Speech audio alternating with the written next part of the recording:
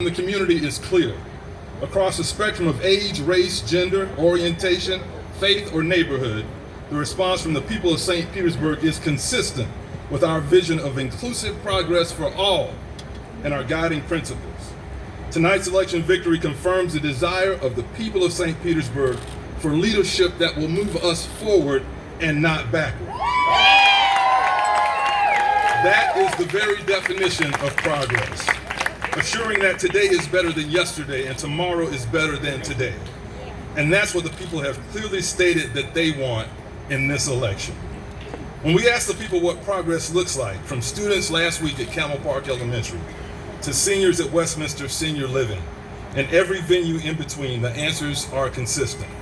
The people said that progress means affordability for the people who call St. Petersburg home.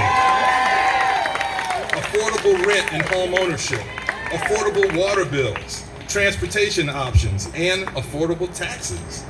The people said that progress means safe and healthy neighborhoods, where every child sees opportunity and hope, and health, education, and nutrition disparities are addressed as priorities. The people said that progress means smart growth that protects our environment, invests in our infrastructure, and maintains St. Pete's character. And the people agree with my firmly held belief that facts matter. As our founding father, John Adams, said, facts are stubborn things. And we will approach every issue informed by facts, data, science, and importantly, our history. History is important because we must fully understand where we are coming from as a community to determine where we want to go and to perfect our path forward. And importantly, all of our work should be built upon a strong foundation of equity, inclusion, diversity, and community benefit. That is how we build inclusive progress for St. Petersburg. I want to thank the residents of St. Petersburg for your belief that we live in a great city, but we can be greater. That to reach our highest potential, we must be greater. We must work every day to make sure our city is great for everyone. From those students to the seniors, to the entrepreneur in the Grand Central District, to the Bray Boys next door at Chief Creole's, and the emerging artists in the Warehouse Arts District, the businesses in downtown and the Gateway area, and every neighborhood, business, and community in our great city. And yes, Commissioner Justice, that includes the West Side. I'd like to thank all the candidates who ran for mayor and city council. I also want to thank Robert Blackmon for his phone call a few minutes ago, conceding the race. I wish him well, and it's time to move forward. We are truly in this together, and our collective potential is only limited by our ability to connect every part of our community with access to opportunity and equitable investment. We will listen, and our administration will be in touch with the people whom we serve. Now, we have to enter this with a clear-eyed view. The work before us will be challenging. We face the same economic, social, and environmental challenges as any other American city. Some issues, like our changing climate and sea level rise, are particularly pressing issues in our city and affect everything from housing affordability to growth management to transportation. But these challenges are not insurmountable. We can and we will make real progress through prioritizing, resourcing, partnership, and the hard work of long-term strategic decision-making. We cannot kick these decisions down the road. On climate change, on public safety, on justice reform, on infrastructure, on poverty and equity. Progress will require honest and sometimes difficult conversations, innovation and determination.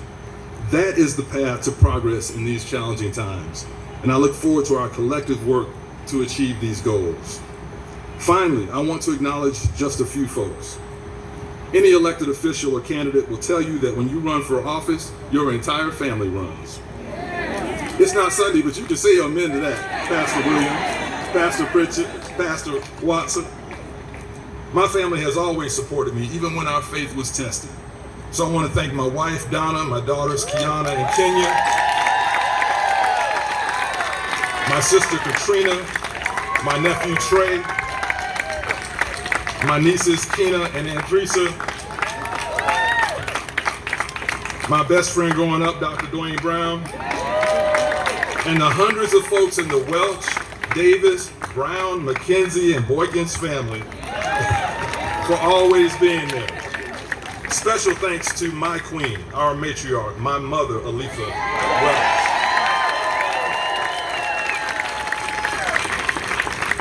She is the beauty and the political brains of our family. And to this day, her political instincts and advice is providential. I love you, Mom. My father was a role model for me. He showed me every day what fatherhood, humility, and public service is all about. 30 years ago, he ran for mayor of St. Pete. This is his buddy from 1991. He faced death threats. It makes the petty attacks launched on me during this campaign pale in comparison. Dad's example and the example of thousands of other pioneers taught me what real strength and courage looks like and the value of perseverance. As I close, I want to thank you all for your support. I want to thank a tremendous young leader in Kimbrielle Finch. Where is Kimbrielle? My God!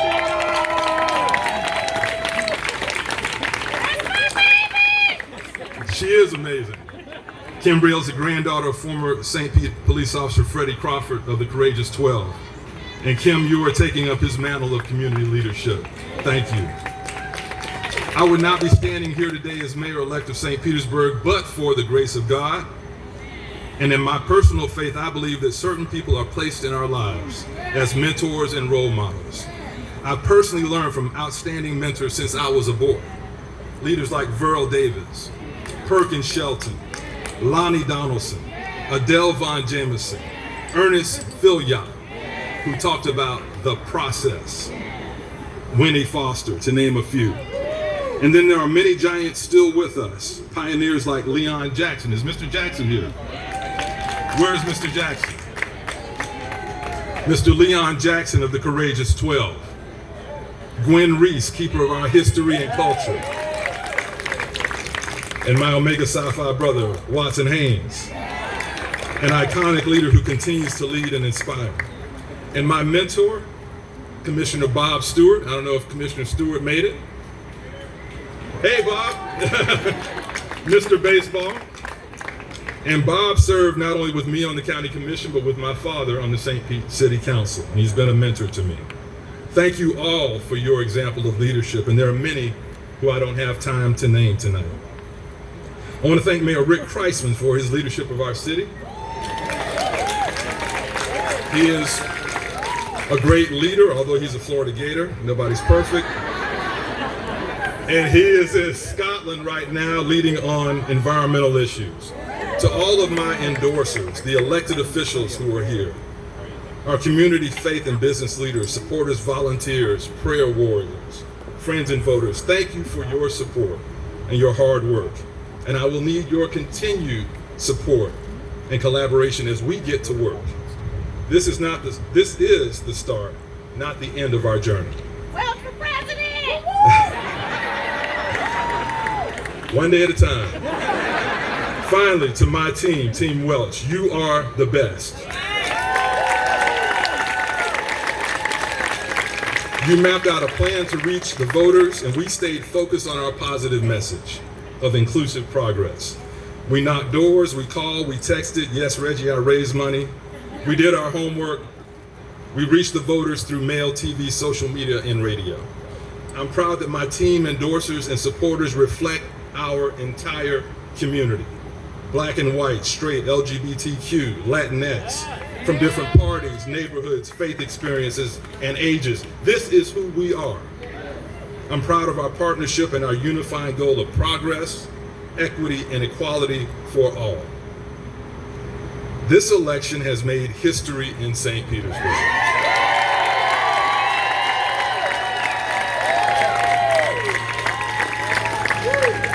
And it is my distinct honor to be the first African American mayor of my hometown.